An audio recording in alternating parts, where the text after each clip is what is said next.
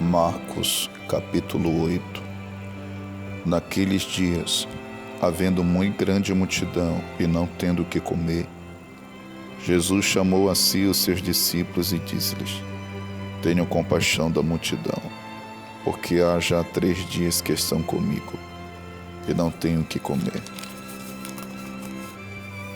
E se os deixar ir em jejum para casa, desfalecerão no caminho, porque alguns deles vieram de longe. E os seus discípulos responderam-lhe: De onde poderá alguém satisfazê-los de pão aqui no deserto? E perguntou-lhes: Quantos pães tendes? E disseram-lhe: 7. E ordenou à multidão que se assentasse no chão.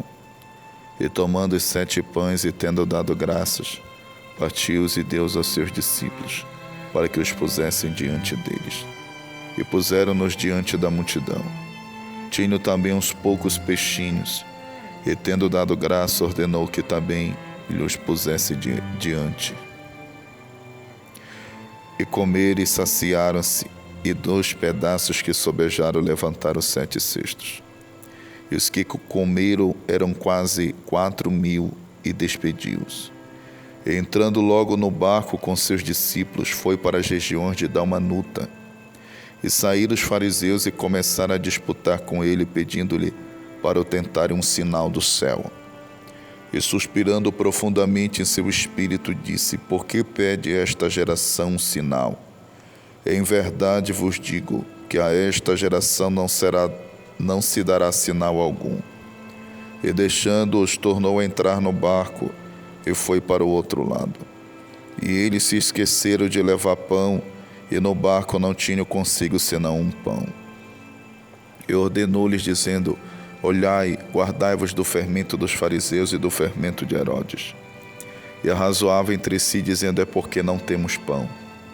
E Jesus, conhecendo isso, disse-lhes: Para que arrazoais que não tendes pão? Não considerastes nem compreendestes ainda? Tendes ainda o vosso coração endurecido? Tendo olhos não vedes, e tendo ouvidos não ouves, e não vos lembrais? Quando partiu os 5 pães entre os 5.000, quantos cestos cheios de pedaços levantastes? Disseram-lhe 12. E quando partiu os 7 entre os 4.000, quantos cestos cheios de pedaços levantastes? E disseram-lhe 7. E ele lhes disse: Como não entendeis ainda? E chegou a Betsaida, e trouxeram-lhe um cego e rogaram-lhe que lhe tocasse. E tomando o cego pela mão, levou-o para fora da aldeia, e cuspindo-lhe nos olhos, impondo-lhe as mãos, perguntou-lhe se via alguma coisa. E levantando ele os olhos, disse: Vejo os homens, pois os vejo como árvores que andam. Depois tornou a pôr-lhe as mãos nos olhos, e ele, olhando firmemente, ficou restabelecido, e já via ao longe distintamente a todos. E mandou-o para sua casa, dizendo: Não entres na aldeia. E saiu Jesus e os seus discípulos para as aldeias de Cesareia de Filipe.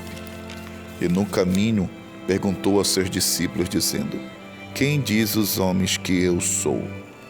E eles responderam: João Batista, e outros Elias, mas outros um dos profetas. E ele lhes disse: Mas vós, quem dizeis que eu sou? E respondendo Pedro lhe disse: Tu és o Cristo. E admoestou-os para que a ninguém dissesse aquilo dele. E começou a ensinar-lhes que importava que o Filho do Homem padecesse muito e que fosse rejeitado pelos anciões e pelos príncipes dos sacerdotes e pelos escribas, e que fosse morto, mas que depois de 3 dias ressuscitaria. E dizia abertamente estas palavras, e Pedro o tomou à parte e começou a repreendê-lo. Mas ele, virando-se e olhando para os seus discípulos, repreendeu a Pedro, dizendo: Retira-te diante de mim, Satanás, porque não compreende as coisas que são de Deus, mas as que são dos homens. E chamando a si a multidão com os seus discípulos, disse-lhes: Se alguém quiser vir após mim, negue a si mesmo, e tome a sua cruz e siga-me. Porque qualquer que quiser salvar a sua vida, perdê-la-á. Mas qualquer que perder a sua vida por amor de mim e do Evangelho, esse a salvará. Pois que aproveita o homem ganhar todo o mundo e perder a sua alma? Ou que daria o homem pelo resgate da sua alma?